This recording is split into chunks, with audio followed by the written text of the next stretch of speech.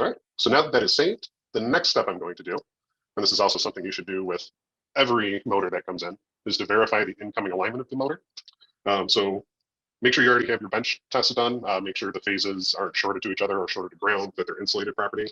And hopefully, like a bearing isn't seized or the brake isn't binded up and you have rotation on the shaft.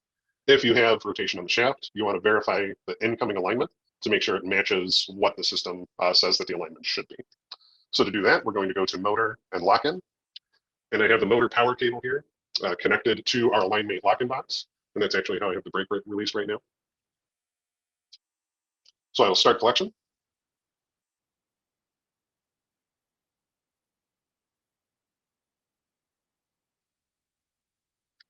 And then I will click the alignment toggle. That's these 3 horizontal bars right here, this button, which will tell me what the lock-in sequence should be, and will give me some COM offset tools right here, which we'll go over when we go to do the alignment in the next video.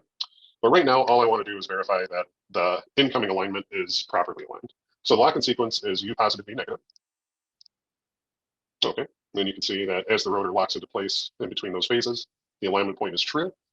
Now, it's important to point out that encoders with programmable memory, like this SICK encoder here, that have a commutation offset programmed into the encoder, we're not looking for 0 electrical degrees for our alignment true point, like we would if we were aligning an encoder that requires what we call a mechanical alignment.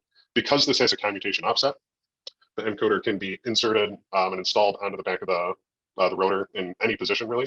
And then that commutation offset is adjusted to make whatever electrical angle is found at the U positive, V negative lock-in to be that true 0 point. So that's why we have alignment point true, even though our electrical angle does not say 0 degrees. So sometimes, especially if it's a larger motor, you'll lock it into U positive, V negative, and it won't come up true immediately. You may have to kind of toggle the shaft, wiggle it back and forth, just to see if that true light comes on while the rotor is locked into that phase position. And as long as you can find that true while it's locked in at some point, then you know that the incoming alignment is good, and you can verify that when you go to rebuild the motor and reattach the encoder and set the alignment, that you can trust the U positive, V negative angle. All right, so we've viewed and saved the memory. We verified the alignment is good. Now we can move on to actually diagnosing the encoder. So I'm going to hit stop collection here. Thank you very much for your time. And to help, just shoot us an email at support@octavaengineering.com. Otherwise, I hope you found this helpful, and I thank you very much for your time. Bye.